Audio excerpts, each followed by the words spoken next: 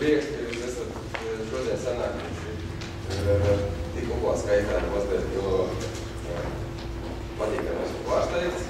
Visi esat pietiekami pozitīvi noskaņoti. Šodien dzirdēsiet tātad tēmu, kas pēdējā laikā ir RTV ir pietiekami aktuāla. Viņš par tehnisko specifikāciju izstrādi. Un kurš stāstīt, kur tad vērtāk stāstīs. Mans šīs te seminārs vai lekcija jau lēnā garā kļūst par tradīciju, ņemot vērā jau, ka tā jau notiek 2. gadu. Mūsu lūgums tas tad ir draudzīgi atcelties un ir gatavs palīdzēt. Un ir no tādiem organizatoriskas dabas jautājumiem, tad lūgums, ka tie, kuri ir piemirsuši, tad varbūt telefoniem skaņas izslēgt. Un došu vārdu iepirkuma uzraudzību birojam, metodoloģijas departamenta direktorai Agnesei Ivanējai. Labrīt! Šodien esmu uzaicināta pastāstīt tieši par tēmu, kas saistās ar tehnisko specifikāciju, veidošanu. Un arī nedaudz pastāstīšu par tehniskā piedāvājuma vērtēšanu, par praksi, kāda ir birojā, tieši izskatīšanas komisijām, kas varētu būt tās problēmas, kas varētu rasties arī vērtēšanas procesā. Un jūs droši varat uzdot jautājumus prezentācijas laikā. Vēlams tikai pieturēties pie šīs tēmas, bet pēc tam arī pēc prezentācijas, kad jūs varat arī uzdot jautājumus par citiem kā problēmām saistībā ar iepirkumiem.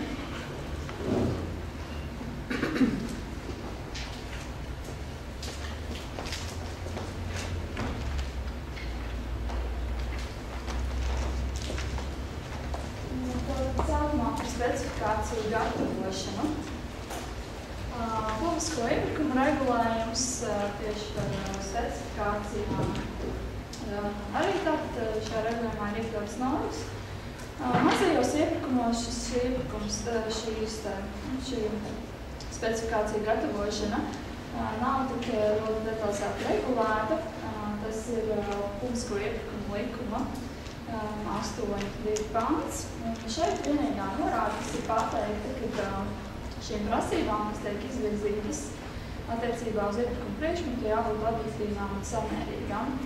Un faktiski šeit tas princips arī mazajā iepirkumā, tomēr, lai pēc iespējas lielāka būtu šī konkurence, tad nevarētu šeit iekļaut ierobežojumus. Un tas, ko mēs ieskām vadīties no tiem pašiem principiem, kas arī 17. pantā nostiprināti un kas attiecās uz iepirkumu procedūrām. Man ir jautājums, mazais iepirkums, tas ir kas? Tā, tas ir iepirkums, kas ir veikts saskaņā ar 8.2 pantu. Tas ir preces un piegādes no 4.000 eiro līdz 42.000 eiro un būdarbi no 14.000 līdz 109.000 eiro.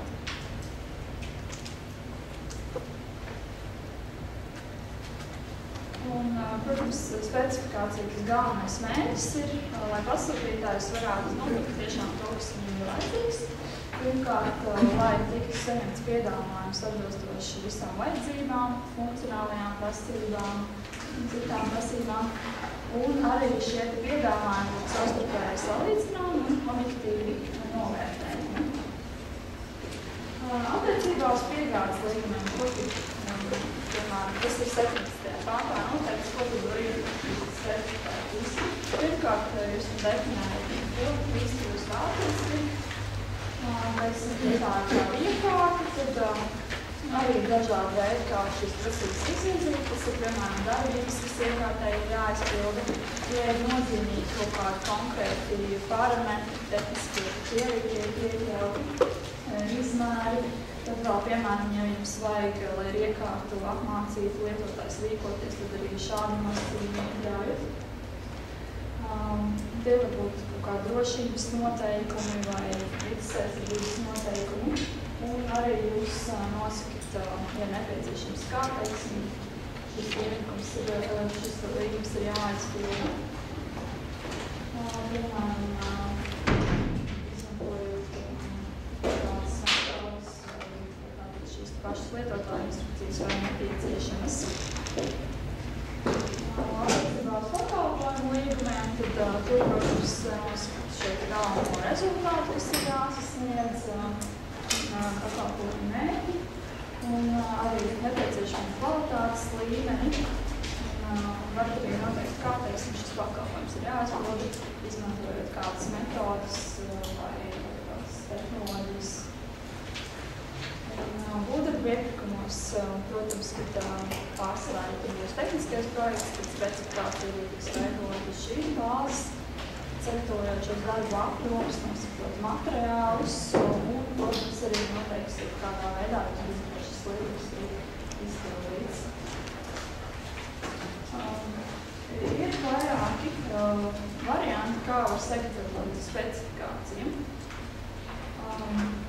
Šo specifikāciju var sagatavot vai kā detalizētu aprakstu, vai pārsvarā tomēr orientējoties uz funkcionālajām prasībām, kas ir jāizpilda, vai arī abus šos faktiski abus šos veidus izmantojot, kas praksē arī ir visbiežākais. Piemēram, iekārtām ir varbūt svarīgi kaut kādi konkrēti tehniskie parametri, gan arī varbūt svarīgi noteikti tieši, kas šai iekārtai būs jādara, kādas funkcionalitātes jāvar izpildīt.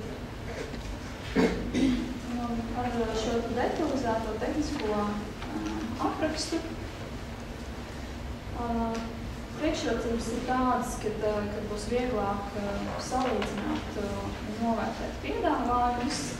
Diezgan bieži ir vienkārši noteikts, ka šis ir specifikācija konkrēta, un ir arī noteikts, kādā formā ir jāiesniedz piedāvājums. Bieži vien tas piedāvājums arī būs iesniegts, aprakstot visus šos parametrus, un tur nebūs tik daudz problēmu, diskusija par to, vai atbilst vai neatbilst tas piedāvājums.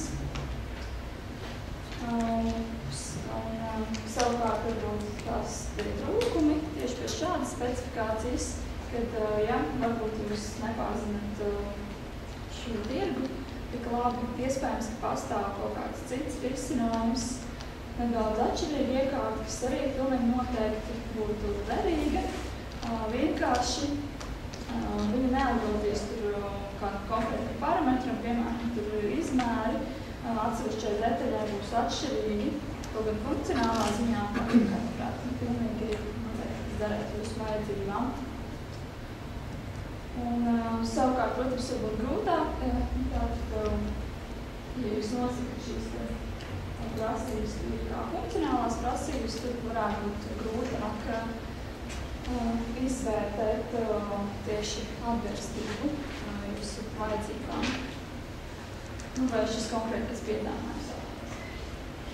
Attiecībā uz funkcionālajām prasībām, šeit ir daži piemēri, kas var būt, piemēram, tas ir pakalpojumu iepirkums, kā, teiksim, apmācība, jūs varbūt nepasakat konkrēti kādā veidā, tas ir jānodrošina, pasakat, ka jānodrošina apmācība arī cilvēkiem jānodrošina. Vai arī, piemēram, bieži šo specifikāciju ir kā funkcionālās prasības izmanto dažādos vairāk pakalpojumu līmeņos, bet nav izslēgts, kad arī piegājuši iepirkums to var izmantot. Un tas visbiežāk būs visi šie parametri konkrētie pusi vēl kaut kāds funkcionālās darbības prasības. Tad vēl jūs arī varat atsaukties specifikāciju gatavojot uz standartiem. Šajā jomā eksistē kaut kādi standarti, jūs to varat darīt. Bet kas ir jāievēro, ir jāizvērtē, vai tiešām viss, kas ir šajā standartā, mums ir nepieciešams. Jo šie standarti ir par maksu, un, protams, ka piegādātājiem bieži vien, lai pierādītu to, ka viņam šī prece vai pakalpojums atbilst noteiktam standartam, viņam jāiegādājās pie standarta jāskatās, kas ir rakstīts. Tā ir viena problēma, ja tomēr nav nepieciešams nepieciešams viss no šī standarta, ja jūs definējat konkrēti, kas ir nepieciešams. Tad vēl arī varbūt situācija, kad mēs redzam arī dažkārt nolikumos, kad tiek līdz atcelts standartiem, kas ir novecojuši un vairs nav adekvāti, tā ir vietā jauni. Un tad arī, protams, jāizvērtē, cik tālu šis standarts vispār attiecas to konkrētu lietu. Un, protams, ka likums arī paredz, ka vienmēr jāliek šī te atsauce uz ekvivalentu. Ja jūs minat kādu konkrētu standartu, tad vienmēr būs piegādātāji tiesības pierādīt, ka viņš tā prece vai pakalpojums, kas tā lietu atbilst, un tā pierādīja faktiski viņš ir ne tikai šo te konkrētu laboratorijas apliecinājumu, ka ir testēts un ir atbilstīgi tieši šim standartam, bet arī, teiksim, šādu testēšanas pārskatu, kurā ir redzams, ka izpildīts visas šīs prasības, bet, teiksim, nav tieši minēts konkrētais standarts. Piemēram, arī tas var būt kaut kāds ekvivalents standarts, kas būs minēts šajā testēšanas pārskatā, kuram arī visas tās prasības, kas mums ir nepieciešams, būs atbilstošas.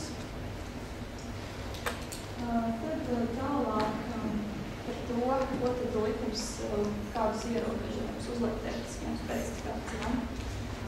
Jā.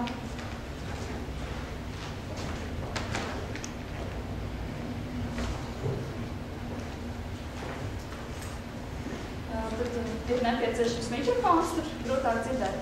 Jā.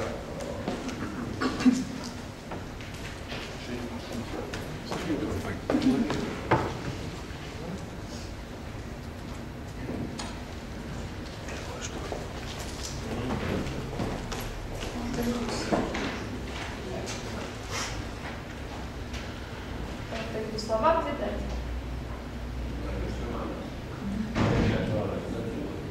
Tagad? Nav ieslēgts tas.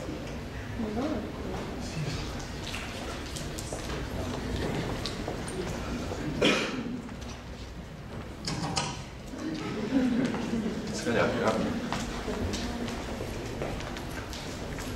Tātad, kādus ierobežojumus uzliek šīs tehniskās specifikācijas regulējums? Kā jau minēju, tas mērķis iepirkumā ir tomēr saņemt pēc iespējas vairāk piedāvājumus, kas būtu atbilstoši jūsu vajadzībām, un līdz ar to specifikācijās nevar likt kaut kādas norādes uz konkrētu ražotāju, vai šī specifikācija sastādīta tā, ka faktiski tur tikai viena ražotāja prece, piemēram, var tikt piedāvāta, un kādā veidā tas bieži vien izpaužās. Tāds ir redzēts variants, ka vienkārši ir no, teiksim, kādas mājaslapas ražotāja izkopēta specifikācija un faktiski tā arī veido šo specifikāciju, kas ir iepirkumā. Un, protams, šiem dažādiem konkrētiem parametriem arī būs atbilstoši tikai konkrētā prece. Bieži vien ir tā, kad mēs redzam arī nolikuma pārbaudēs, kad tiek minēti dažādi izmēri, kas ir konkrētos milimetros norādīti. Ir bijuši arī strīdi par to ietekmi iztīšanas komisijās, un pasūtītājiem nevienmēr ir argumenti, kāpēc tur tieši 62 milimetri un kas notiktu, ja būtu 63. Ja? Tad arī jādomā, ja ir šie konkrētie izmēri, vai tomēr ir kaut kāds pamatojums. Ja nav, tad, protams, ka būtu jāieliek šīs vēlamās pielētas, cik, teiksim, tālu šie izmēri varētu atšķirties. Protams, ir kaut kādi gadījumi, kad tiešām konkrēts izmērs varbūt tiešām izšķirošs. Ja, piemēram, preces ir jāsavieto kaut kā, vai teiksim, telpā tikai šādu izmēru preci ir ievietot. Atsevišķi gadījumi var būt, bet ja jums nav izšķiroši, tur konkrēti 1 centimetrs vai milimetrs, tad arī ir tomēr jāliek iekšā arī specifikācijā šīs iespējamās pielaides. Un, protams, arī jāpadomā par to, vai vispār kaut kāds konkrēts izmērs ir izšķirošs, vai labāk šo prasību noteikti ir kā funkcionāla prasību. Un tajos gadījumos, ja tomēr ir nepieciešams atsaukties uz ražotāju, visbiežāk, kad tas ir būvdarbiepirkumos, kur tehniskajās specifikācijās bieži tiek norādīts attiecībā uz dažādiem materiāliem, minēts šis konkrētais ražojums, tad vienmēr ir jāliek norāde par to, ka var piedāvāt ekvivalentu. Ar ekvivalentu var būt problēmas tādas, ka kāds jums piedāvās kaut ko ekvivalentu, un jums jāsaprot, kā jūs to varēsiet novērtēt. Līdz ar to arī vēlams, protams, varbūt iepriekš jau atrunāt, kas būs šīs pazīmes, kas apliecinās to, kam ir faktiski jāizpildās, lai varētu pierādīt konkrētā prece vai detaļa ir ekvivalenti šim konkrētiem ražojumam, kas tiek minētas specifikācijā.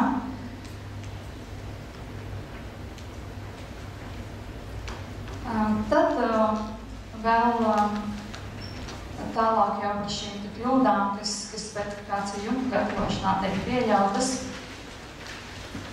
Piemēram, kā jau minēju, šīs specifikācijas ir rakstītas konkrētam ražotājam. Vai konkrēts izmērs, svars, vai arī, piemēram, kaut kāds specifisks iepakojums, kas ir tikai raksturīgs konkrētam ražotājam.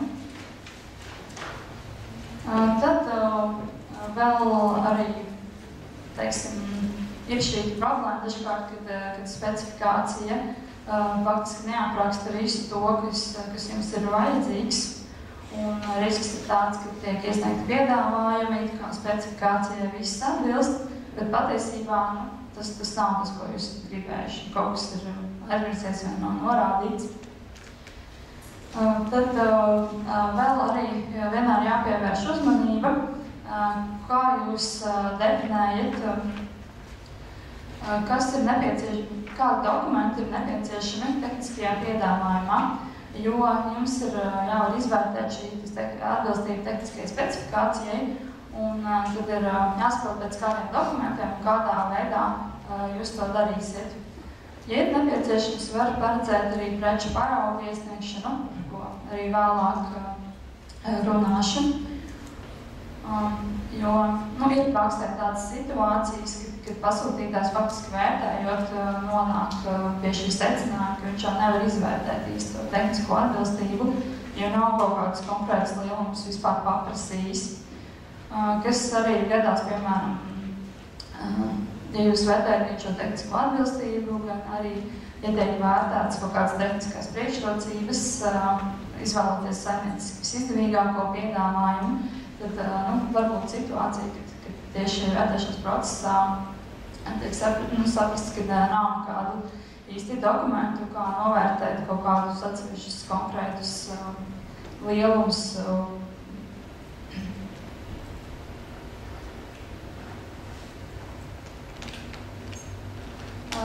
Protams, ka varbūt arī otra problēma, kad kaut kas tiek paprastīts vairāk nekā tiek vērtēts. Principā tas vienkārši kaut kā nepamatot var apgrūtināt piegādātāju. Likums arī paredz, ka faktiski netiek prasīti vairāk vai kaut kādi citi dokumenti, kas netiek vērtēti. Bieži gan, piemēram, prasa pievienot ražotāju kādus bukletus pie piedāvājuma. Tas ir pieļaujams, jo tādā veidā arī var, teiksim, konstatēt kaut kāds iespējamās pretrumus piedāvājumā šajā ražotāja informācijā. Tad arī bieži vien vērtējot nolikumus, mēs secinām, ka ir neskaidras prasības attiecībā uz vairākiem aspektiem, piemēram, uz garantiju.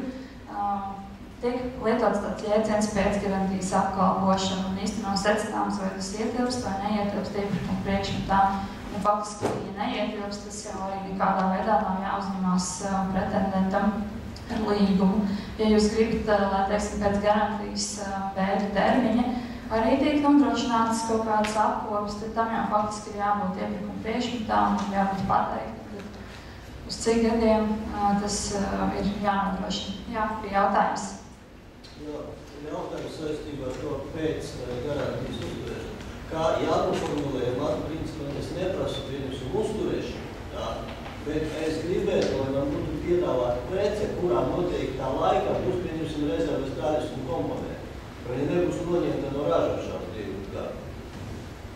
Tā prasa, kā tādu noformulēt. Nu, tad, ja jūs tā kā gribat, faktiski, lai šīs rezerves daļas arī jums konkrēti piegādātājs piegādā vēl kaut kādu laiku pēc garantijas, tad to arī noskat šajā iepirkuma priekšmetā, un viņam arī par to ir faktiski līgums slēdzot jāuzņemās šis pienākums. Jā. Vairāk šis jautājums ir, vai šis pretendents spējas nodrošināt šo tehnikas apkopi, tad, kad beigsies garantijas laiks, vai vispār šāda iespēja pastāvēs, vai viņam šeit ir kāds servisa centrs, kad būs beigusies garantija, kur tad griezties ar to iekārti, ja viņi ir salūzus vai izgājis. Mēs vēlamies tikai šādu apliecinājumu, ka tas vispār būs iespējams. Es papildināšu, ir piegādātāji un ir ražotāji. Vai mums ir tiesības prasīt, lai būtu nodrošināts ražotāja servisa centrs pieejams. Mums principā pie piegādātāji, kā neatteicam. Jā, jūs to varat prasīt, vienkārši, protams, tad jūs vērsīsieties pie ražotājiem, tā būs tīra ražotāja garantija. Piegādātājs savukārt uzņemās tā kā savu, atbildību garantiju. Bet to, lai vispār būtu šī iespēja un pastāv kaut kāds šis ražotāja centrs vai ražotāja autorizēti pārstāvji, faktiski šādu apliecinājumu varētu prasīt. Tīlers jāprasa, vai viņš ir tīlers piegādātājs.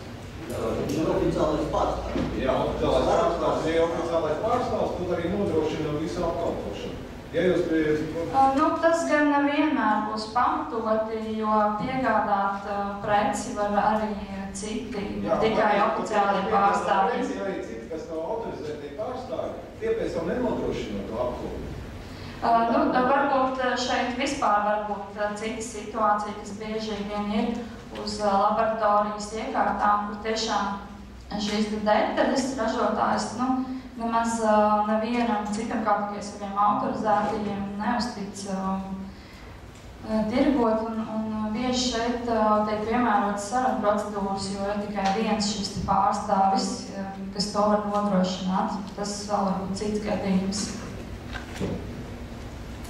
Tad ir jākonstatē šī atbilstības sarunu procedūras apstākļiem, ka ir tikai viens piegādātājs, kas vispār to var nodrošināt.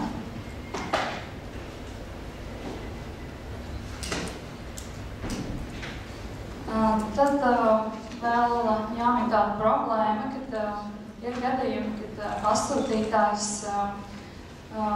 izvēlās kā kritēriju saimnieciskas izdevīgāko piedāvājumu, un viens no vērtēšanas kritērijiem ir tehniskā piedāvājuma vērtēšana. Tiek vērtēts tieši kaut kādas priekšrocības.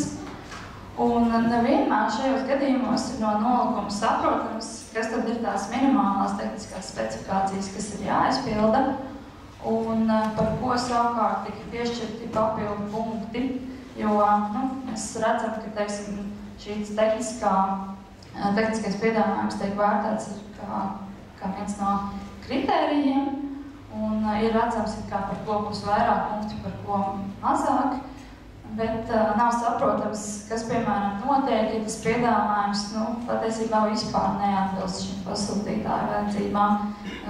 Un nekur it kā nav atrunāts tas, ka, ja viņam tur, piemēram, nav punktu šajā kritērijā, kas ar šo piedāvājumu notiek, vai viņš tiek noraidīts kā neatbilstošs, vai viņš tomēr ir šajā vērtēšanā ņemams vērā, vienkārši viņam nebūs vairāk punktu. Tā kā par to, par šādu niansi arī ir vienmēr jāpadomā. Tālāk jau pieskaršos tēmai par tehnisko piedāvājumu vērtēšanu, jo šeit arī mēdz būt problēmas praksē. Mēs arī redzam iesnieguma izskatīšanas komisijās. Tātad, vērtējot atbilstību, šim te piedāvājumam ir jāatbilst visām prasībām.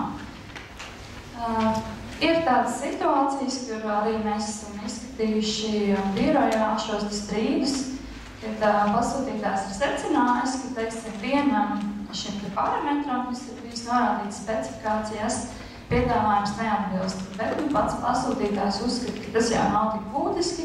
Kopumā šis piedāvājums tomēr ir vajadzībām atbilstošs, un ja viņš tur neizpild šo vienu parametru, tas nekas.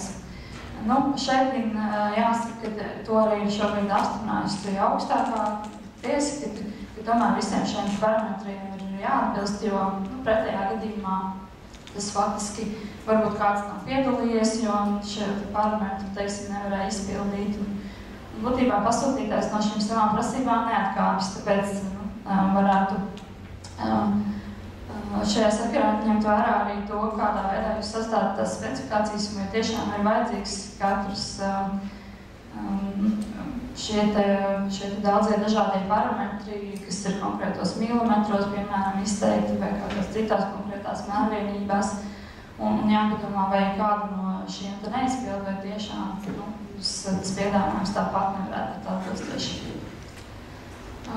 Tad, protams, kā jau minēju, atsaucoties uz konkrētiem standartiem vai ražojumiem, tad ir jāliek šīs norādes par iespēju piedāvāt ekvivalentu. Un tad šajā gadījumā jūs izvērtējat, vai tas piedāvājums ir vai nav ekvivalents. Jums ir tiesības arī uzdot precizējušus jautājumus iepirkuma procedūras laikā, par ko arī nedaudz pastāstīšu. Un, protams, kad pēc tam, kad iepirkums ir noslēdzies un jūs esat izvēlējušies uzvarētāju un citus savukārt noraidījuši, tad tam jābūt precīzi atspoguļotam vērtēšanas protokolā. Tātad par kādām neatbilstībām piedāvājums ir noraidīts un nepietiks vienīgi ar šādu norādi, ka vispār neatbilst specifikācijām, bet arī būtu plašāk jānorāda tieši kādas prasības netika izpildītas, lai arī objektīvi varētu apstrīdēt šos rezultātus iespējamiem pretendentiem. Tad, kā jau minēju, ir jāizvērtē atbilstība visām tehniskās specifikācijas prasībām.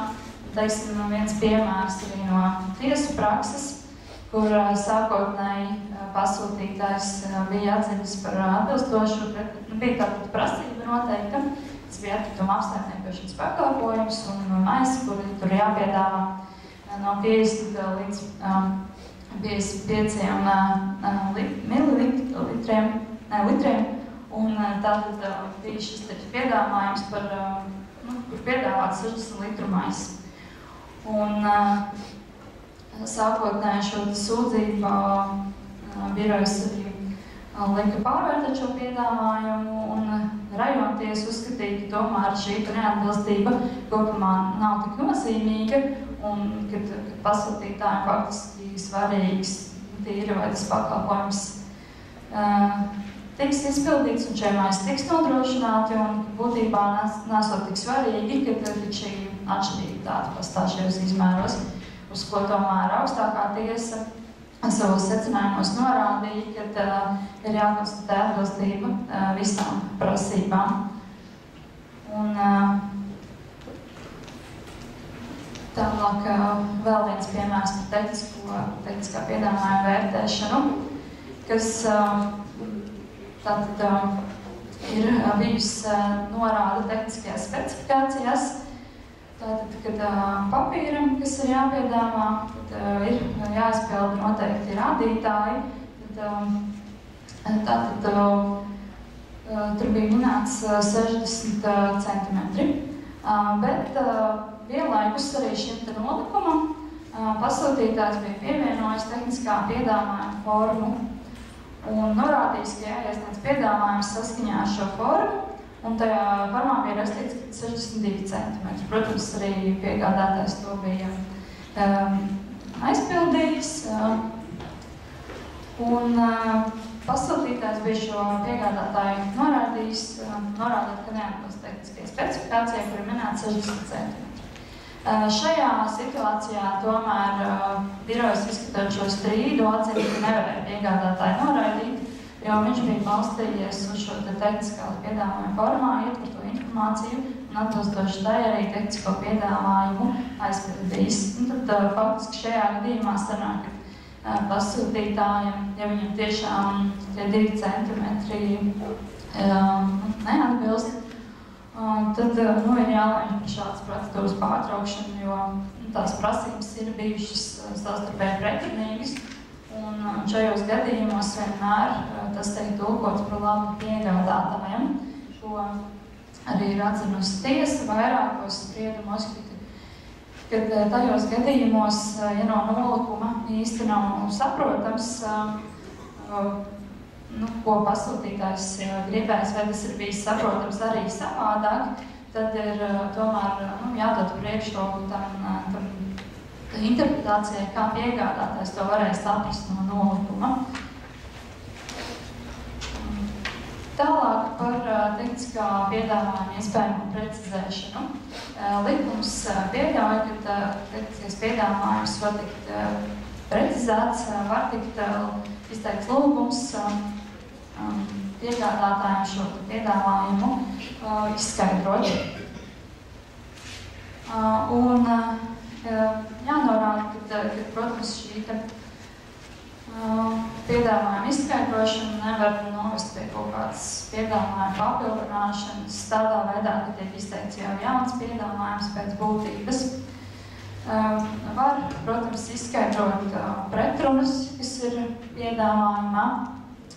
Pasūtītājs pats arī var labot kaut kādas acīm redzamas kļūdas. Un jautājums gan, kas ir acīm redzamās kļūdas? Tās varētu būt tikai tādas, kuras jebkurš varētu saprast, ka tiešām tā ir kļūda un tā bija jālabo. Attiecībā, piemēram, uz būvdarbu līgumiem, tur varētu būt situācija, kad piegādātājs varbūt aizpratot to tāvis ir nokļuvies kaut kādos darbu apjomos, bet ja tie darbu apjomi ir bijuši skaidri norādīti specifikācijā, tad, teiksim, varētu pasūtītājs šo te apjomu pats labot un pārrēķināt. Līdzīgi varbūt arī citos iepirkumos, teiksim, varbūt ir prasīts, teiksim, 14 iekārtas vai kaut kādas detaļas, tad prasītas 2, pretendents nokļūdījies un teiksim, tajā viņa tehniskajā piedāvājumā varbūt tas skaits ir atšķirīgs. Varētu kaut kādos gadījumos varbūt arī šo piedāvājumu labot tādā veidā, vienkārši pārrēķināt un sareizināt to vienību skaitu. Bet tas ir, protams, katrā situācijā vērtējums, cik tālu var vai nevar tikt šis piedāvājums precizēts. Tad vēl arī būtu pat pienākums prasīt paskaidrojumus par tehnisko piedāvājumu. Tādā gadījumā, ja, teiksim, piedāvājumā ir norādīts,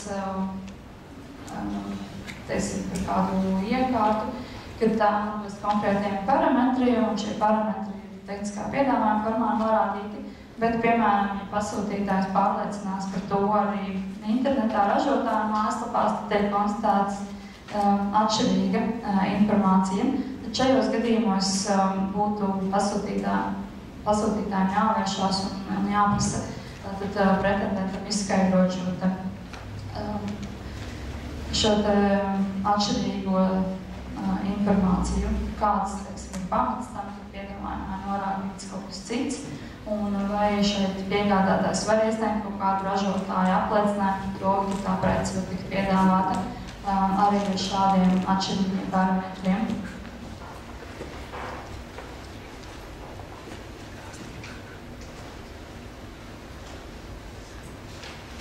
Tad, kā jau teicu, šo piedāvājumu vērtējot, nevarētu tikt akceptēti kaut kādi grozījumi pēc būtības.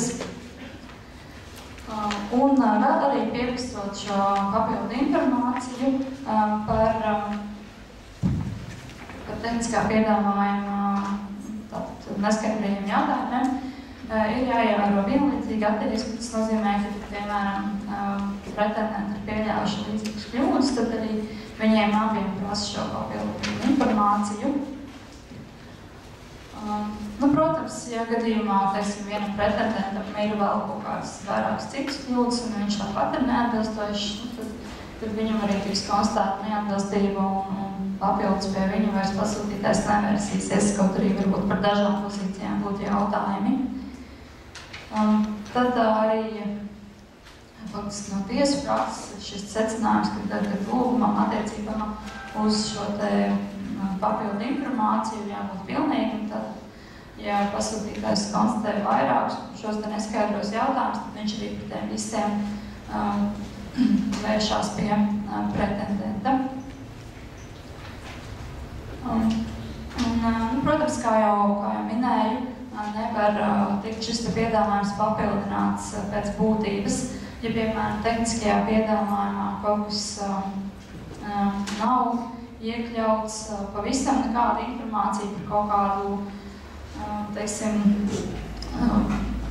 funkcionālu prasību, kas ir jāizpilda, vai kādiem citiem parametriem, un pretendents pilnīgi no jauna sniedz šo informāciju. Tad arī jāvērtē, vai viņš pēc būtības nepapildina savu piedāvājumu, piedāvājot kaut ko jaunu.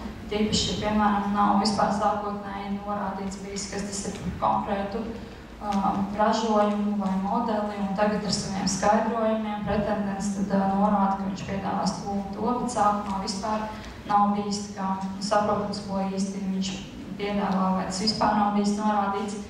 Šo varētu uzskatīt arī par piedāvājumu papildināšanu. Un šeit vēl ir viens spriedums, arī minēts tieši par šo piedāvājumu precizēšanu, kur tiesa atzina, ka tomēr pasūtītājiem ir, protams, tiesības prasīt precizēt tehnisko informāciju, un kad ja tiek prasīts, teiksim, par kaut ko, par kādu informāciju, kas nav sākotnēji viennozīmīgi tieši izsacinām no piedāvājuma, tad, kad šī atbilde nevienmēr automātiski uz piedāvājumu papildināšana, jo varbūt pasūtītājs to nav varējis izsacināt, bet pretendents var izskaidrot, un faktiski tas piedāvājumā daļai ir bijis jau norādīts. Tālāk vēl par preču paraugiem. Likums pieļauj prasīt preču paraugus, bet ar zināmiem ierobežojumiem. Tas ir tikai tad, ka savādāk nevar novērtēt šo atbilstību, ja ar dokumentiem vien nepietiek vien ar šiem ražotāju apliecinājumiem, teiksim. Un, protams, arī jāievēro, ka jūs nevarat prasīt preču paraugus, kas attiecās jau uz kaut kādām precēm, kas ir jāizgatavo tieši līguma izpildes laikā pēc pasūtītāja individuāli noteiktām vajadzībām, vai arī paraugus, kur piegāde var prasīt nesamērīgus izdevumus. Protams, ja jūs pērkat kādu lielu specifisku iekārtu, kuras visdrīzāk Latvijā nav un ko pretendents pasūtīs tikai tad, kad jūs noslēgsiet ar viņu līgumu, tad, protams, ka tādu paraugu jūs neprasīsiet. Vai arī par šīm individuāli izgatavotajām precēm savu laiku arī mēs, bija šis jautājums no viena pasūtītāja, kurš plāno iepirkt konkrēti pasūtītājiem šūtas formas. Tomēr arī tas, ko mēs pateicām, ka nevarētu prasīt, lai šī forma jau ir šūta tīri pasūtītāju vajadzībām, un tāda tiek iesniegta kā paraugs.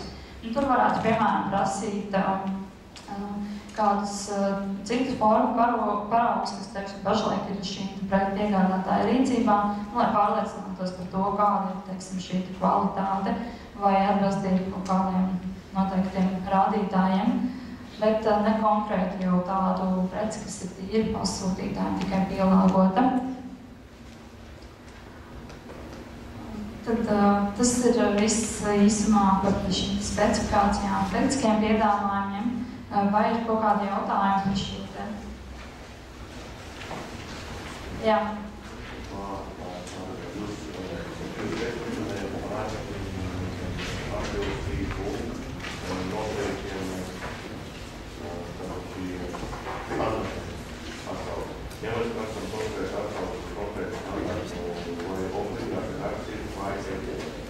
Jā, tas ir.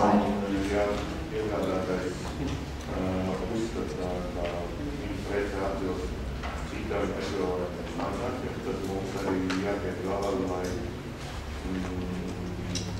saprastu to standartu, varbūt par standartu, kas jānāk Eiropas standartiem.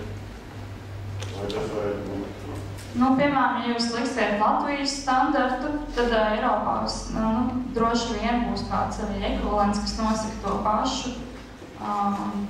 Bet nav nekāda ierobežojuma, kāds jums standarts ir jāliek, kāds eksistē šajā jomā un kādu jūs gribētu redzēt. Šo preci, piemēram, tādu standartu arī jūs liekat priekšā, kur ir tās prasības, ko jūs gribētu, lai jūs preci tām prasībām visām atbilst.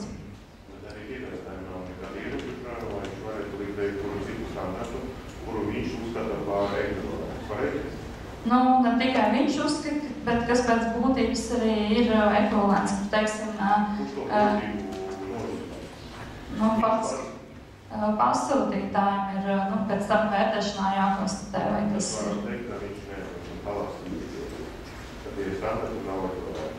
Jā, jūs to, piemēram, ja jūs prasat, teiksim, lai ir kaut kāds blīvuma rādītājs izpildīts, tas ir būtiski, un tas ir arī tajā jūs prasītajā standartā. Bet, piemēram, tajā standartā, uz ko celcās piegādātājs, tas vispār nav vērtēts, un šāds lielums neietilpst. Tas varētu būt tā kā, kad viņš faktiski neatbilstība tam jūsu prasītajam. Vērtēšanas mums gan jums būs jāiemācā uz divus standartus. Pasūtītājiem, ja viņš vispār atsaucās savā specifikācijā uz standartiem, pašam ir jāsaprot, ko tas standarts nosaka. Jo ir arī gadījumi, kad mēs vienkārši redzam, ka ir salikti tie standarti, bet ja ir kaut kādi jautājumi pasūtītājiem, viņš pats līdz galam nemaz nezina, ko tas standarts nosaka. Bet tad iznāk, ka pasūtītājiem jābūt ekspertiem visās jomās. Piemēram, ja man ir vajadzīga kaut kāda nozīmīga apzeltība izdetaļošana, bet man nav jāuzmas, cik jābūt vai zelta kārtiņai vai kaut tam vies, un kā tādā gadījumā. Bet tad jau jums tas ir jābūt. Nē, standarti tas jau nav obligāti, bet jūs arī jūs to neatrunāsiet. Tas ir teikt minēts, tas ir to pašu nozīmīgi. Es zinu, ka man vajag nozīmīgi, bet es neesmu nozādes speciālists. Es esmu, teiksim, menedžeris kaut kādā pilnīgi citā jomā. Tad, lai uzrakstītu korektu specifikāciju, man ir jāizkož visas konkrētās nozares, tad kaut kādu parametru, lai es viņu vispār varētu aprakstīt kaut kā. Tieši tā, un jūs vēl sakat, ka nedrīkst būt pārkopēts no kaut vienas kaut kādu standārtu. Nē, tas, ka pārkopēts labi, kaut kas no tā var tikt izmantots. Vienkārši jāpadomā, vai nav šo pārkopēšanu nebūs tas variants, ka tikai tas arī varēs iesniegt, no kura mājaslapas jūs izkopējāt to specifikāciju. Jāpadomā, kā viņu pieregulēt, lai viņi tomēr vairāk būtu, vairāk piegādātāji tur varētu atbilst. Tad raksta vai ekvivalents vai visu? Tas ir tad, ja jūs minat kaut kādu konkrētu ražotāju. Jā, daudz. Jautājums par standārtiem. Viens no variantiem, un es redzu, ka mums obligāti vajadzētu pieķerties pie noteikta standārta, ir situācija, ka man ir kāda izēviela vai komponents iekārtai, kur tehnisks nosacījums pašā iekārtā un lietošanas eksploatācija ir norādīts, ka šī materiāla jābūt izgatavotam pēc šī standārta. Jautājums, vai šajā gadījumā es varu stingri pieprasīt šo standārtu, jo es neesmu eksperts un es nevaram izvērtēt, vai alternatīvas standārts atbilst tam, kas ir norādīts iekārtas tehniskas eksploatācijas noteikumos. Pretējā gadījumā, ja es to pats nevaru izdarīt, un jā, mums pieņemsim kādu pieļautā tādu, nesakritība pēc parametriem, es riskēšu ar manu aparatūras darbību. Tad vai šajā situācijā es varu stingri pieprasīt standārtu? Vai tomēr man vajag katram rakstīt vai ekvivalents, un tad atkal kļūt par ekspertu visas pasaules standārtos? Un tieši konkrēti par šitā konkrēta situācija, kā man jāformulē tehnisko uzdevumu un ko es varu darīt. Man neder citi, man vajag šis. Jūs iekārtus nevaram norādīt, ka jūs atņemāt? Es varu norādīt, vēl, cik es saprotu no šīs diskusijas, kā man vajadzēja pa paskatīt, par standārtu ekvivalentu. Un tiešām tas ir tāds jautājums, kur labi es piekrītu par šo zelta kārtību. Tāds nāks, es pats nesu kā domāju, kā divtām rīzumā. Bet tieši šāda situācija, ka man ir ļoti speciāli cita dokumentācija atrunāts tāds. Jā, tad šeit, protams, ka tā standarts veiklēs, tas tā kā šī norāda likumā ir un tomēr nevaram mēs pateikt, ka jums tas nav jāliek. Bet tas, ko vēl var tiešām arī specifikācijā rakstīt šīs savietojamības prasības vai noteikums par to, ka tiešām tam reaģentam ir jābūt izmantojamam šajā iekārtā un tur varbūt tiešām citi standarti arī neatbildīs.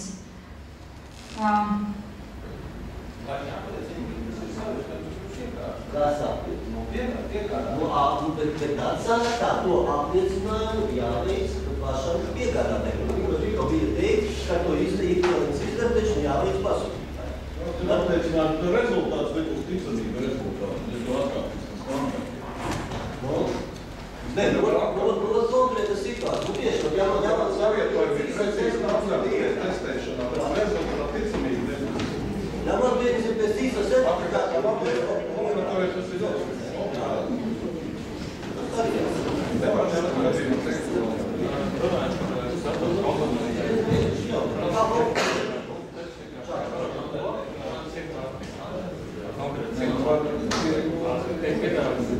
Jā, tas tiešām tas attiecas uz certifikātu.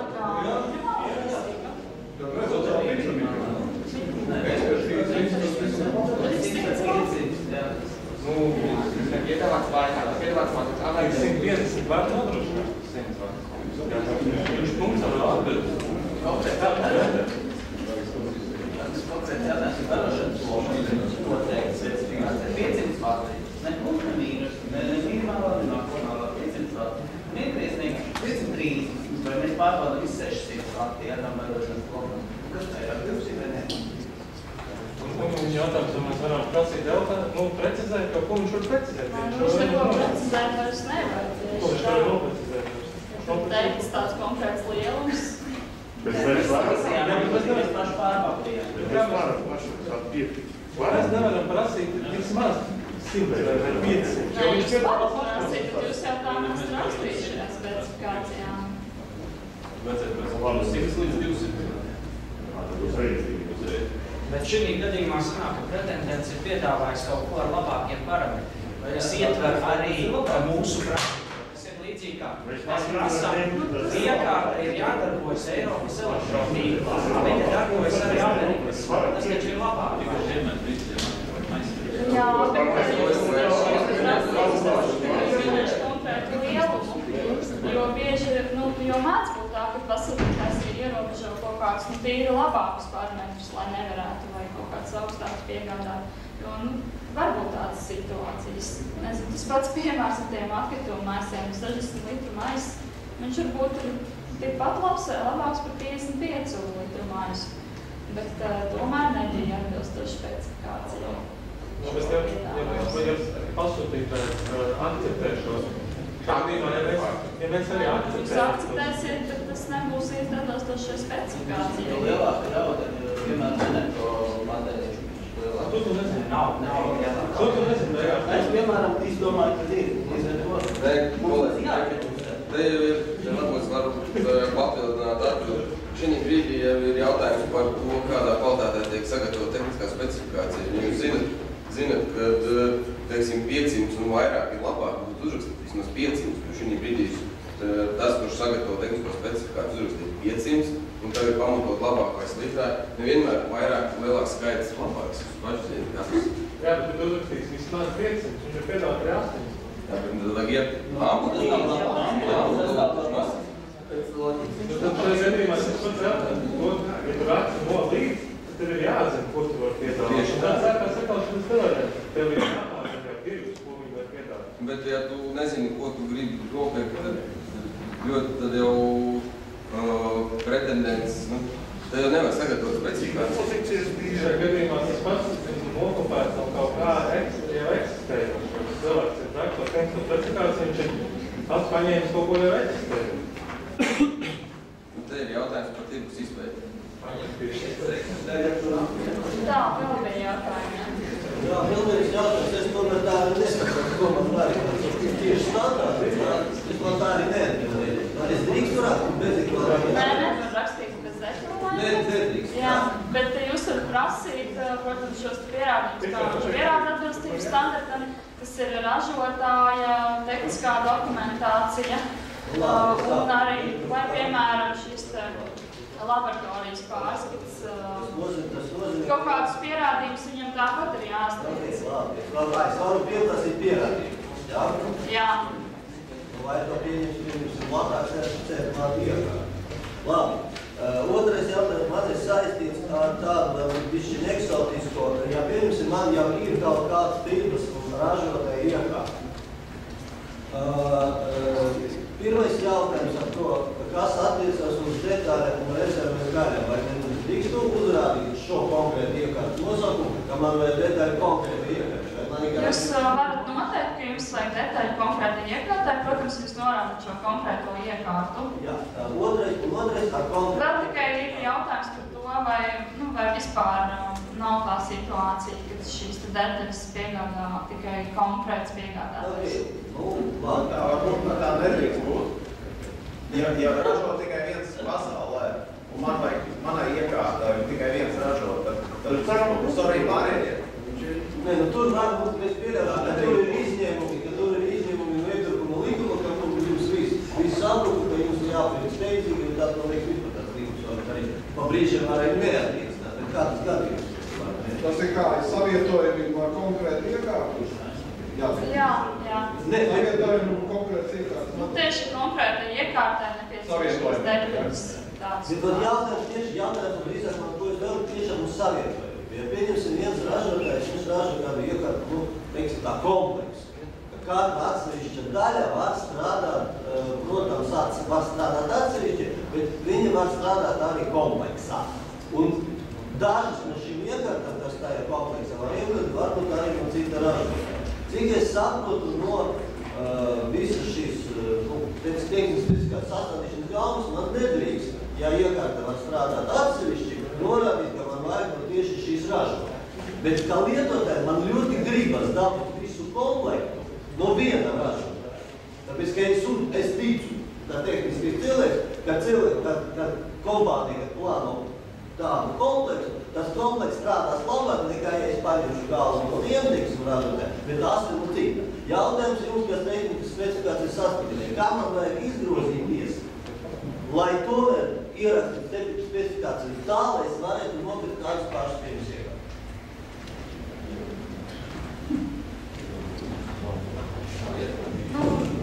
Savietojot līdz piedāvāt citu ražotāju. Tomēr tās iekārtas var būt arī atsevišķi, es nezinu, kā bet, protams, tādas izmēras var atkal spektrometrs un ir spektrometrs un gaismas saules, jā, kurš varētu uzņemt no dažādiem pārražotājiem. Bet es gribu, lai būtu no tāda paša. Gribu es tā lieta, man nav tiesības gribēt, kā lietotāji, izmantot vienā tādu komunikāciju. Mums kaut kādas lietas ir bijušas skatītas par šo prasību, ka kaut kam ir jābūt kaut kādām komponentēm vairāk no viena ražotāja, un manuprāt, tomēr nav izteikts pamatojums saskatīts. Tiešām, ka tikai viens ražotājs varētu nodrošināt šo kvalitāti.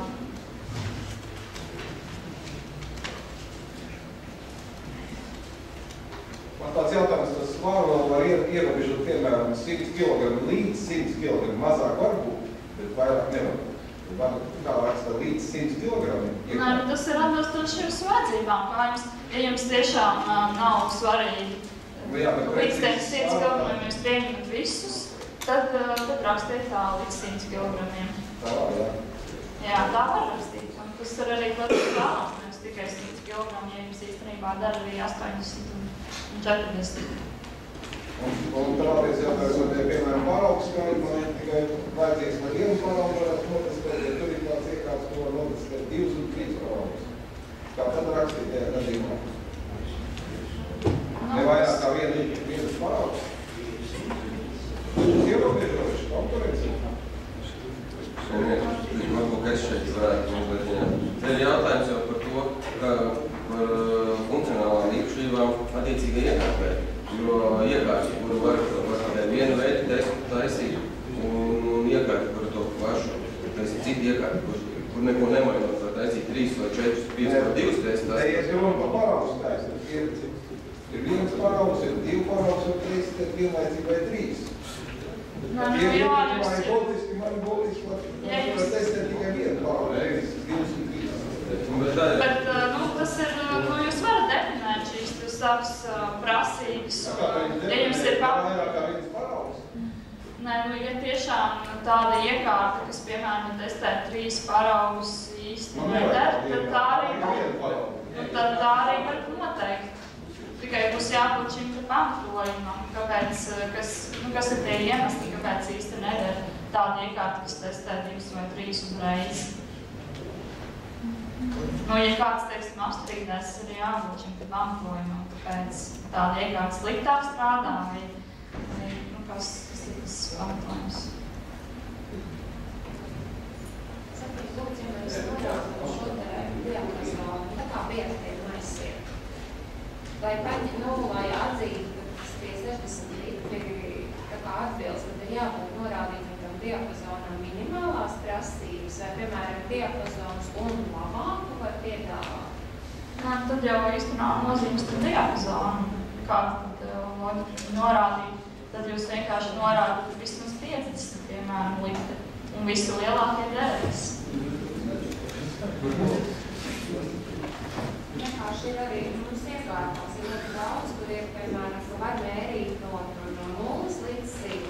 Tas ir tā kā funkcionāli prasība iekārtai, ko viņi var mērīt. Pat sarežģītāk ir vismaz, piemēram, no 5 līdz 10.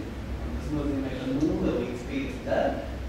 Tas ir jautājums. Vienkārši pretendenti nodrošina no 0 līdz 110. Prasīt ir piemēram no 10 līdz 100. Vienkārši kā pareizam ir. Nē, jūs varat nodefinēt kaut kā tā, ka tiem svariem ir jāvar mērīt šajā diapazonā, bet ja viņš nodrošina mērīšanu šajā diapazonā, tad viņš nodrošina arī mērīšanu zemākā vai lielākā, tad viņš faktiski atbilstoši. Es nezinu, kā es definēts tajā specifikācijā. Nē, vienkārši, tā, es rakstu. Nodrošina, piemēram, jums rakstīts nodrošina mērīšanu vismaz šādā diapazonā. Tas nozīmē, ka, ja viņš to diapazonu izmēra, bet viņš izmēra arī lielāku, izmēra arī mazāk, tad viņš atbilst. Jā. Un nav ierobežojumi. Nav ierobežojumi, jā. Galvenais, jūs esat pateikuši, ko jums vajadzēja, lai viņš izmēra, un to ir jāizpildīt. Jā, bet specifikācija bija 500, nevis vispār. Jā, un tad viss, kas ir 500, tas viss dēļ. Ja vismaz 500. Jā. Vārds vismaz uzreiz mājas. Tā, vai eksistē kaut kādas klasifikātoras, kādi patologiem atsecinājumiem būtā? Pirmais, kondicionēra uztašīšanas. Tie ir būtādi vai tie ir patologiem līdz 40 Jā, tur, teiksim, to var skatīties. Mums ir mājaslapā CPV klasifikātors. Jā, un tajā arī jūs varat sameklēt, un tur atspoguļosies, vai tie ir būtādi, vai tie ir pakāpojumi pēc šiem kodiem, to var noteikt. Ventilācijas ierīkošana, manuprāt, būtu. Datortīkliem var būt dažādi droši vien. Cik cik daudz tur, teiksim, ir, nu, jo elektroinstalācija kā tāda ierīkošana ir būdami, vai tas skar vai neskar šo te. Jā. Nu, jāsaka par tiem diapazoniem, jā. Šeit ļoti grūti sadzirdēt, ko jautā. Jā, varbūt to neproblemēt. Jā, varbūt es atkārtotu par to pašu. Kad ir noteikti diapazons, viss ir skaidrs. Ja es nosaku diapazonu, es labi zinu, kas man vajag.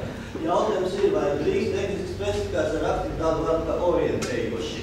Jo ļoti bieži par gabarītu izvēl. Nu, nē, tas nebūtu labi. Jo tas ir, nu, tā ir neskaidra specifikācija, tu īsti nevarēsi saprast. Nu, vienkārši lieta ir tāda, ka bieži man interesē iekārta, ko var svērt kā 160, 120, lai šeit nebūs. Un tāda līnija. Parasti jāizvirst brīdis vai svārdu. Nu, jūs varat norādīt tiešām to lielumu, to diapazonu, kādā ir, kur ir jāmēra, teiksim. No tā jau arī piegādātājs sapratīs, ka pārsvarā šādiem mērījumiem tā iekārta ir. Lieta ir tāda, ka bieži, teiksim, meklēt no nezinu ko, jā, lai man piedāvājumu. Es uzrakstīšu par savus robežas, tad 300, man tiešām piedāvā 102, un tad man jau faktiski man jānorāda to piedāvājumu, ka auguši līdz 109. Tad rezervi jāizdev. Jā, tā ir.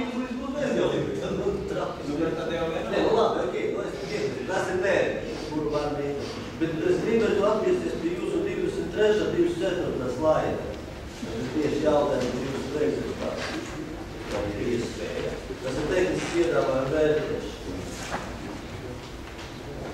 Par 23. slaidu pētējumā, kur ir raksts lūgums tiek piedāvājuma, vai tas nenozīmē, ka man, vai tas, to, ko jūs te iesūkrat, vai tas nozīmē, ka jāman, ka neatbilst, teiksim, iepirkuma procedūras dokumentiem piedāvājums, es nevarīšu viņu noraidīt, man jāpasaka. Skaidroju? Nē, tas ir tikai tad, ja ir kaut kādas pretrunas un jūs nevarat pilnīgi skaidri saprast, vai viņš atbilst vai neatbilst.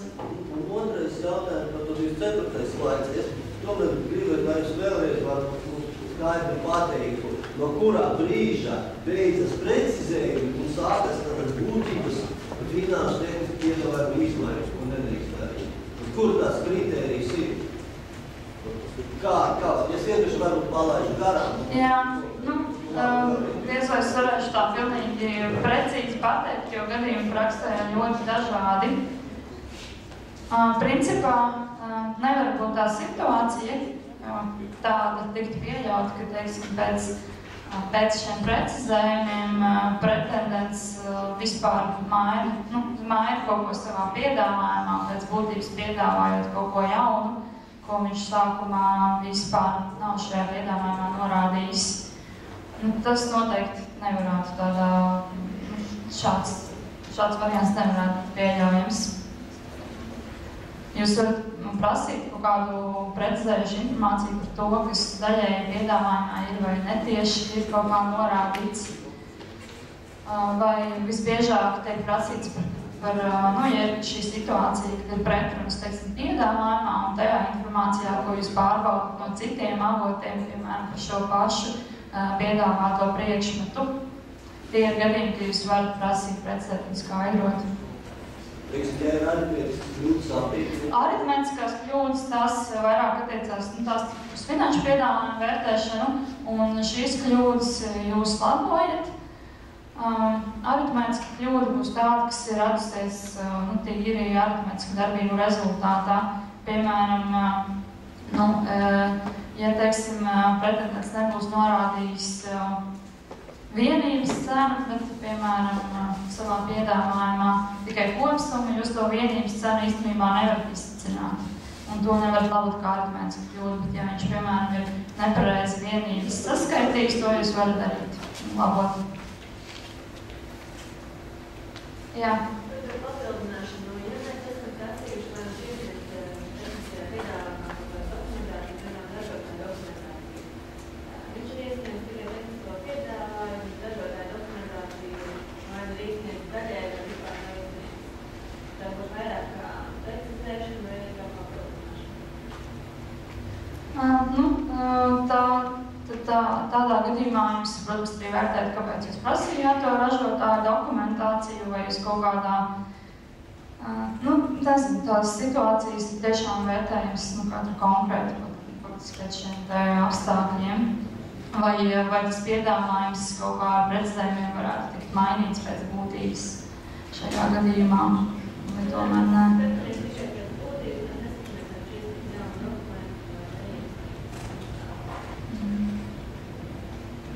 Piemēram, tas pats datoru priekšnotiekums prasība pēc šiem testu rezultātiem un pievienot klāt noteiktā datuma termiņā šo izpildu ciklu.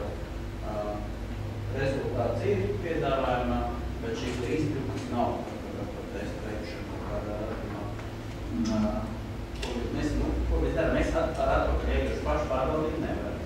Mēs viņam prasam šo iesniegšanu dokumentu, vai neprasam. Ja bija prasība viennozīmīgi, ir jāpievieno tehniskiem piedāvājumiem. Tad jautājums ir pilnīgi objektīvi, vai es nevaru kā pārliecināties par to testēšanu. Ja viņš iesniegs, teiksim... Un te testēšanas rezultāti kaut kā pa datumiem var atšķirties? Un visiem bija tā kā par vienu datumu jāpēc viņš jau testēšanu. Viņš ir jāteikt, kurā nolīdz.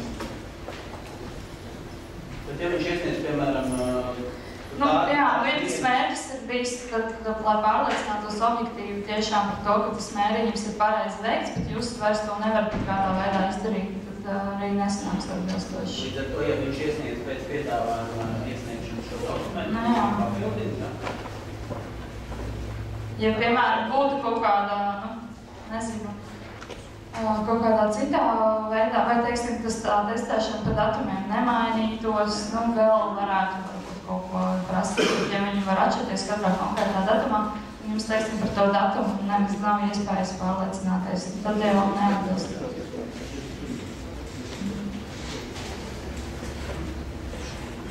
Jā.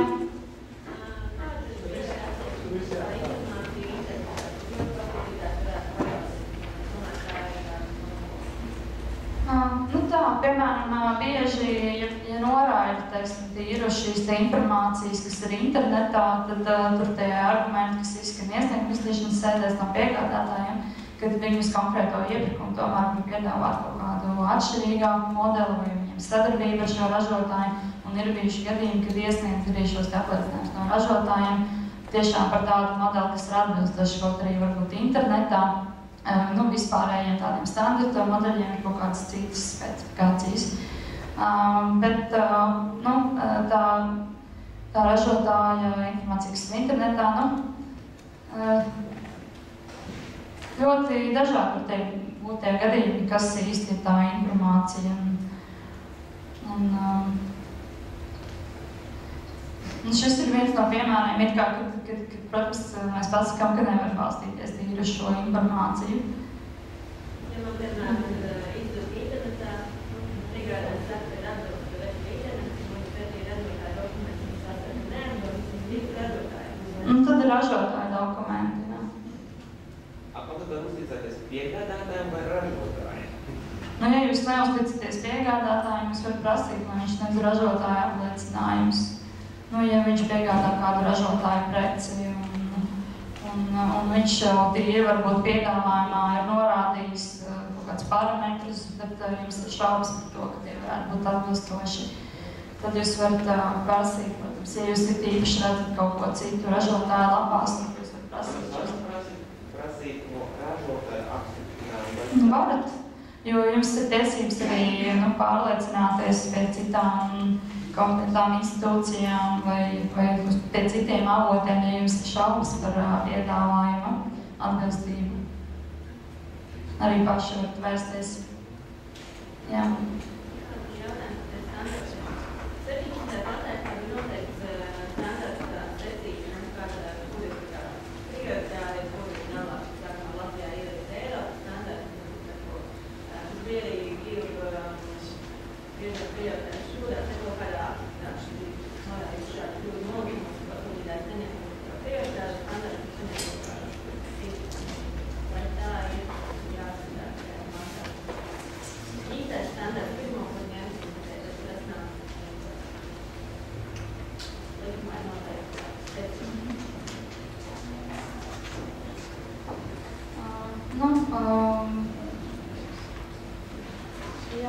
šī secība ir noteikta ar to mērķi, ka, lai var principā ņemt to standartu, kas vairāk varbūt būtu šis te iespējama atbilstība konstatējuma. Tā praksē es nezinu, vai tiešām daudz tādas kļūdas tiek pieļautas, un vai mēs vienmēr norādam to kā par lielu atbilstību, tāda neatbilstība, ja reiz ir pieļauts arī šī norāda par ekvivalentu. Principā tas mērķis ir, lai tiktu norādīts standarts, kuram vairāk būs iespējams šo te atbilstošo. Pēc tam, ja tādu nav, tad pārēt pie citiem standartiem.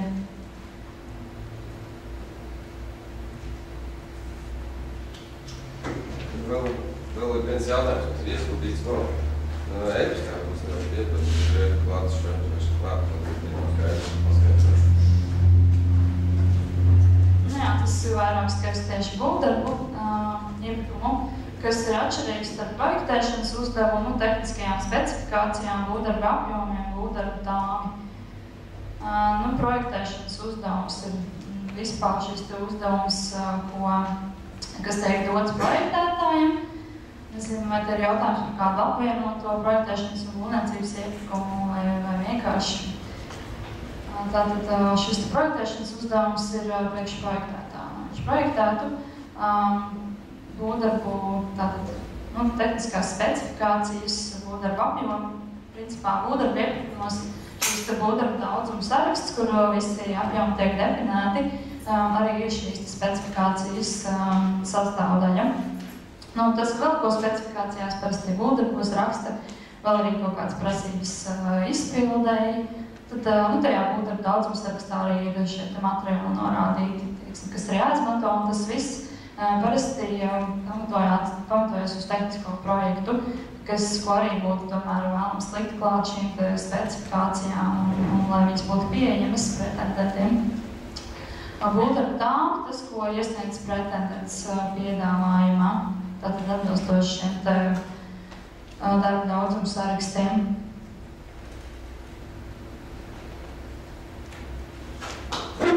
Kādi jautājumi? Saruna procedūra ir kaut kāda ierobežojuma finansiāli un tālāk? Saruna procedūra, tad piemēro, sākot, piemēram, precēm un pakalpojumiem no 42 000 eiro.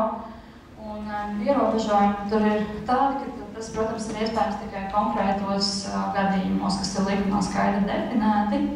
Piemēram, viens no bieži piemērotiem, ja eksistē tikai viens piegādātājs, kas var piegādāt preci vai veikt pakalpojumu. Un šīs sarunas procedūras tiek saskaņotas arī ar iepirkumu uzraudzības biroju, tad jums ir kāda no šīm situācijām. Tas ir šīs procedūras bez līguma publikācijas. Vēl eksistē arī saruna procedūras ar līguma publikāciju.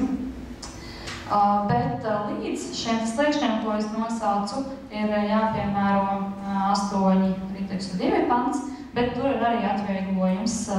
Var nepublicēt sākotnējo paziņojumu un vērsties pie konkrēta piegādātāja, ja pastāv šie apstākļi, kas ir saruna procedūras piemērošanai, kas attiecīgajā pantā ir minēti.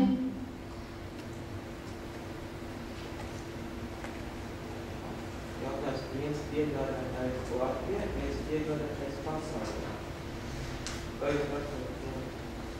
Vispār ir domāts viens... Piemēram, ja viens ražotājs piegādātājs, kurš uzņemas pārdēļ, piemēram, no ražotāja, pārdot tev. Tāpēc, Jā, tā var būt.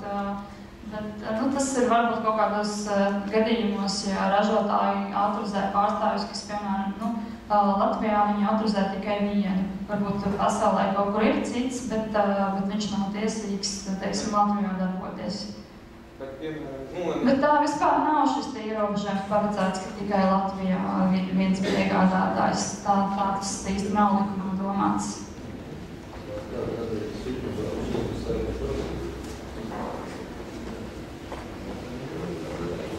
Teiksim, iespējas mašīnai ir viens autorizētais pārstāvs, Baltijā un Skandināvijas valstī. Bet es zinu, ka šos pašus remontus un šīs pašas detaļas piegādā vēl vairāk uzņēmumu. Tad arī nebūs šīs procedūras pārstāvs. šeit ir vairāk piegādātāji, jā. Jā, es to varu darīt. Bet autorizētais piegādājs var vienkārši pateikt, ka es nepiekrītu, ka cits var piegādāt, jo viņš ir autorizēts tieši šajā teritorijā. Vispārreiz protams, tur ir jautājums, cik tas ļoti vispār atbilst konkurences regulējumam. Praksē jā, tāda ir ražotāja.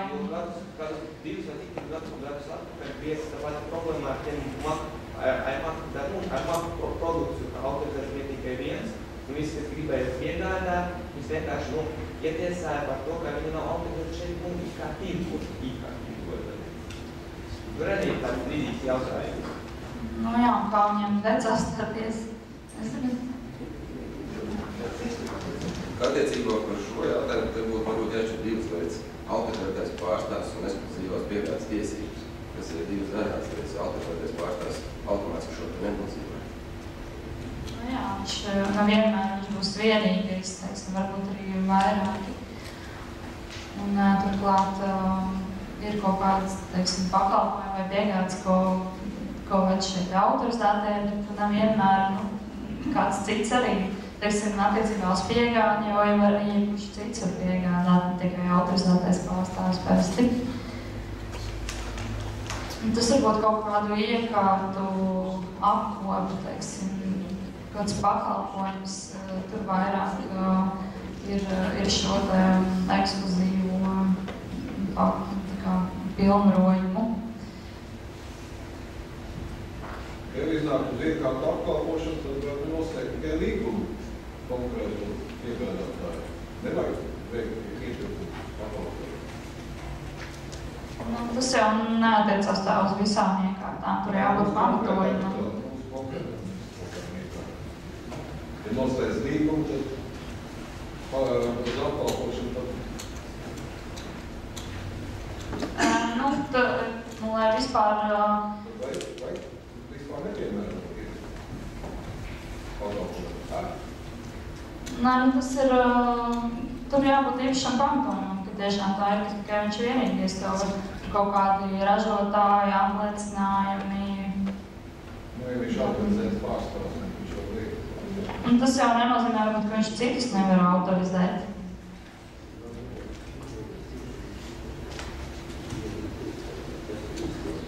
Vienkārši ir kāda konkrēta situācija, tad to arī ir jānāk jāstāsta, vai tur ir tas sanākotums iespējamais pamatojums.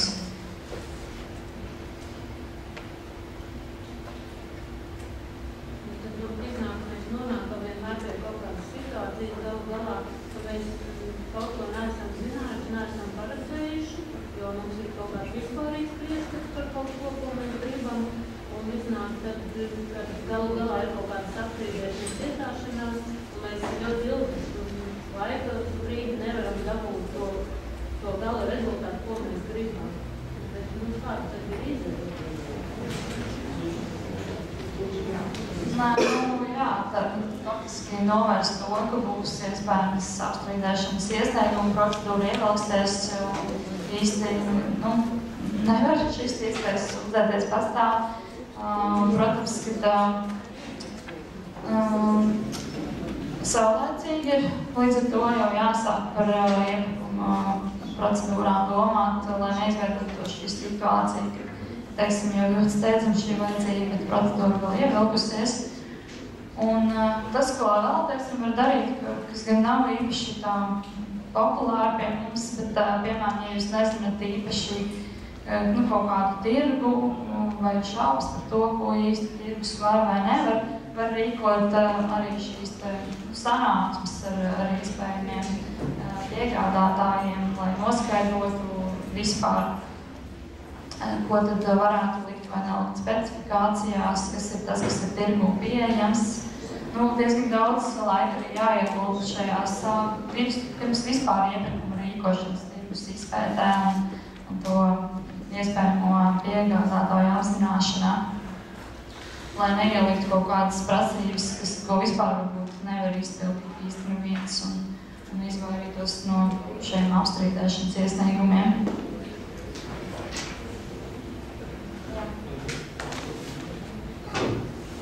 Jā, jums jautājums.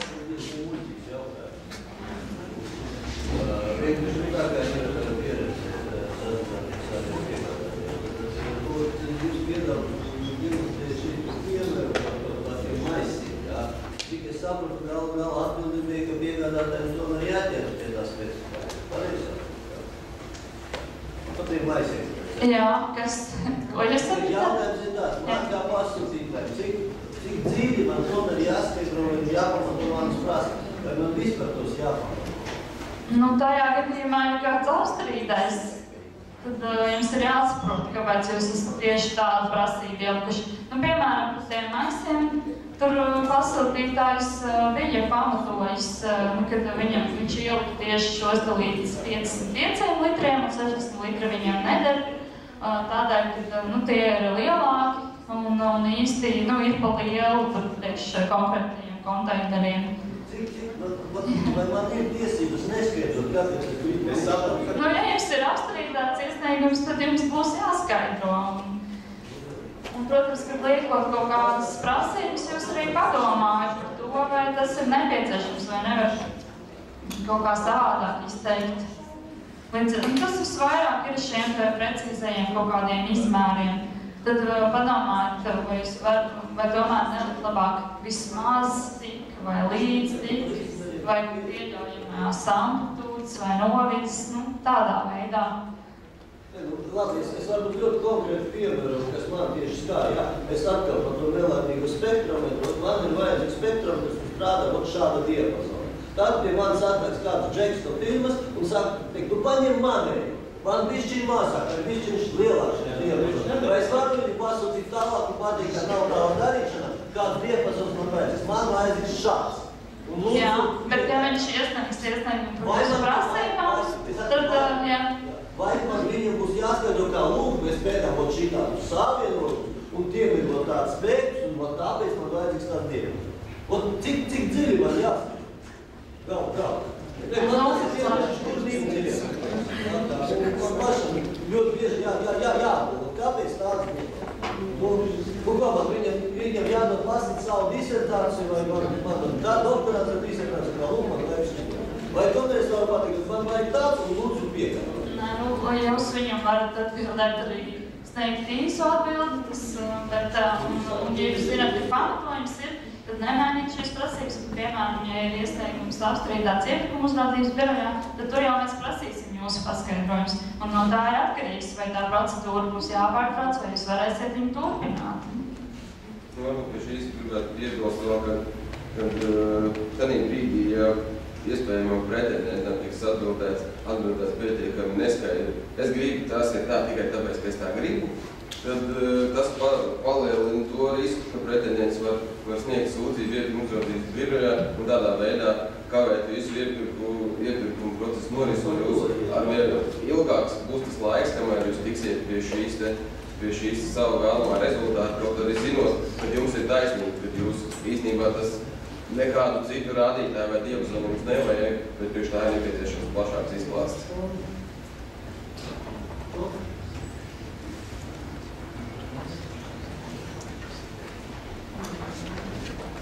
Labi, ja jautājumu vairāk nav, paldies.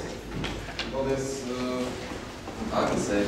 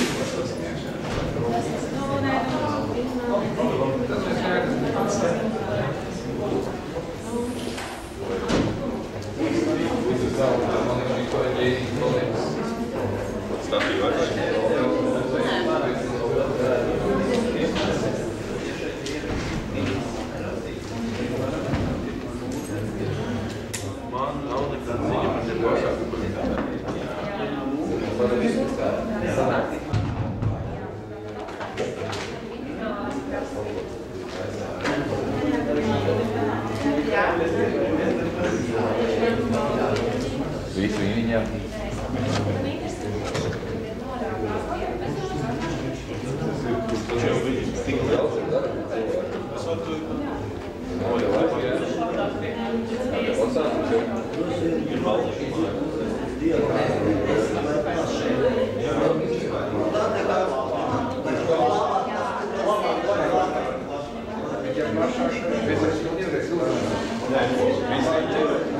Viens bariņš tur, viens ne.